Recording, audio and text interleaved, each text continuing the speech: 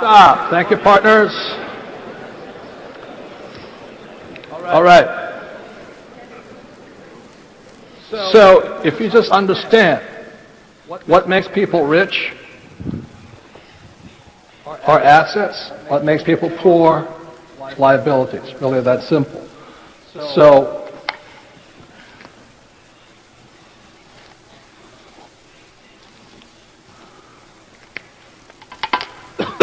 in the world, there are four basic asset classes. Number one is a business. This is what makes the richest people in the world rich. Today, we have 18 and 19-year-old billionaires. This guy Zuckerberg, who started Facebook, guys who started Google, Jobs, who created Apple, all never finished school, but this is the number one asset. Number two is real estate. This property is real estate. Buildings outside, houses are real estate. Number three, paper, also called derivatives. Papers could be savings, stocks, bonds, mutual funds, ETFs. Okay? That's what most people invest in, and I'll explain why. And number four, commodities. Commodities could be gold, oil, silver, corn, soybeans, cattle, hogs, things like that. Okay? So, the reason I want Kim up here is I want to talk to him. When Kim and I, every year, at the start of the new year, instead of arguing about money, we talk about how many more assets we're going to create for the year. So this year alone, we're starting 2 new businesses. I think we've added 1,100 units this year. 1,100 units, yes. So you explain what we do as husband and wife. Well, I mean, every year we get together and we set our goals. So we have our business goals for our business. We have our fitness goals. We have our relationship goals, and we have our asset column goals. So every year we go through and go, how many assets do we want to add to the asset column? So, for example, Robert likes oil and gas. It's not my favorite. We have different likes in assets. My favorite asset is what I understand the most. We also do a lot with commodities. So we sit down and go, okay, so how many real estate units are we going to add to our asset column this year? How many oil and gas properties are we going to add to our asset column this year? How much gold and silver? How much paper are we going to add? So we just go down a list and we have a goal for our asset columns, probably one of our biggest goals. That and I would say our fitness goal is the 2 biggest goals. And the change for me in my mindset, the real shift for me in my mindset happened from shifting from, I was always taught to focus on income, to focus on my job salary, to focus on wages, to focus on my hourly rate if I'm a consultant, and if I can work more hours or I can raise my rates. I was always taught to focus on income. And the shift for me came when I started instead focusing on assets, because assets is what allowed Robert and I to become financially free. And when we became financially free in 1994, people assumed we had millions of dollars to live off of, but we didn't. We had $10,000 a month from our assets that went into our income column, so $10,000 a month from our assets, but our expenses, our living expenses, were only $3,000 per month. So at that point, we were financially free. And that was the difference, shifting from focusing on income to focus on assets. So please take a moment and discuss with the person sitting next to you. See, the point here is this. I don't care if we're in the Czech Republic, if we're in Europe, or if we're in Japan, South America. These are the 4 basic assets. And whichever one you like the most. I love business. I love starting businesses. I enjoy it. I also love real estate. I actually like paper because I have millions of shares of stock. But it's millions of shares of stock of my company I took public, or Kim and I did, through what's called an IPO, initial public offering. We started a silver mine in South America, a gold mine in China, And then we just now started a copper mine in Argentina. Because I am an entrepreneur, but that's all business. And then we have commodities such as oil. I like oil because every month a check comes in. I don't invest in oil stocks. I want the oil production. We own the oil well. And all of you can do the same thing, no matter where you live today. And you know, of course, our whole thing is financial education. And so Robert was investing in oil and gas, and I didn't really know much about it. I wasn't all that interested. And so just a couple months ago, he and I flew to an oil field in California, of which we own a percentage of, and actually spent several hours learning, talking to engineers, talking to the people who are running it, understanding where it goes, how it works.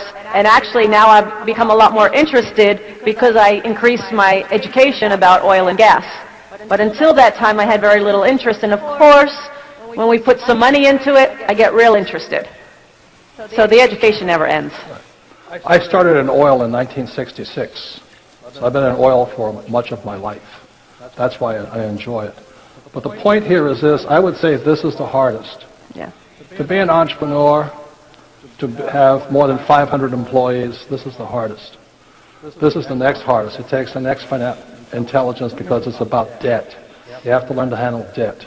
You have to learn to manage people, laws, and things like this. Paper is relatively easy to get into. That's why most people are in it.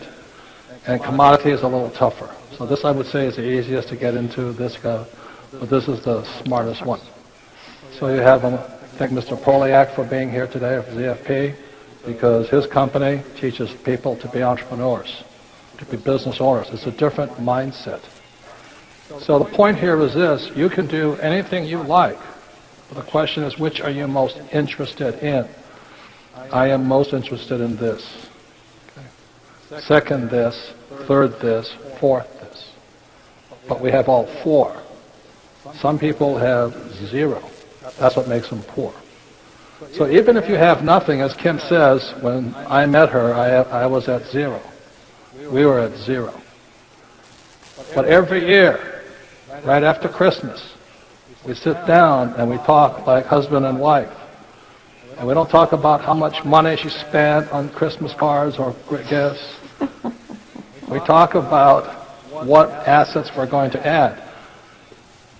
So by 1994, as Kim says, and we'd been married 8 years, right? 8 years. We got married in 86, been married 8 years. We had $10,000 a month coming in whether we worked or not, and we had $3,000 going out that way. We're free. Very simple. Today, it's about $2 million a month. Every year we add more to it. Every year we add more to it. And that's why the rich get richer. I don't want a job because it would interfere with my getting rich. Okay. Next year,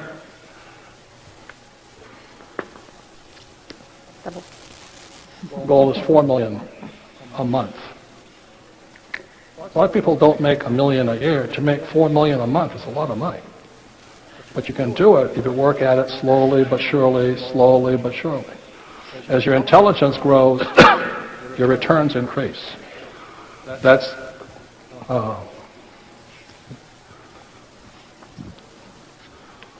this unfair advantage number 5 in this book is called the law of compensation. That I'm doing the same thing. We have never changed. This, the same. Only thing that's increased are the zeros. And 10 years from now, maybe $100 million a month. Because I'm doing the same thing. I'm always studying. I'm always learning. I don't want money. I want assets. Rule number 1 in this book, if you read the book, rule number 1 is the rich don't work for money. I do not work for money. I work for assets. As soon as I can create an asset, I'm on to the next one. Because the asset, as Kim will talk about the oil fields, every month for the next 100 years, that oil field will put money in our pocket. And that's why the rich get richer. That's why right now between Russia and China and Other parts, they're fighting for the pipelines, for gas and oil, because that's what the rich want. They want the pipelines of oil and gas. They want the business of real estate. They don't want a job. So I'm going to ask you to take a minute. If you're married, what do you guys talk about? And I would add this, to get to 10,000 a month, I mean, it's a process. It is a process. I started in '89 with a little 2-bedroom, 1-bath house, and it was 5 years before Robert and I got to 10,000. So it's a process. I don't know why people think when it comes to building your wealth and building money, building a business, that it's going to happen overnight. That doesn't happen. It comes one step at a time, taking baby steps and growing and growing. So it took us 5 years to get here, and then it took us another about 15 years to get here.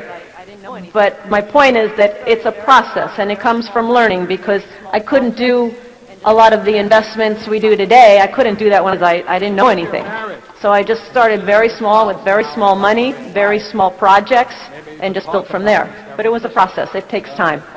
So if you're married and you're sitting with your spouse now, your husband or your wife, maybe you should talk about this every Christmas rather than fight about money, you know. So please take a moment and discuss what we just talked about here, assets versus liabilities, how financial education increases the more you stay with it over the years. There's 4 asset classes. Which one do you like the best? And start with that one. It doesn't make any difference. Just start. And have a good time, you know. And every year you'll get richer and richer.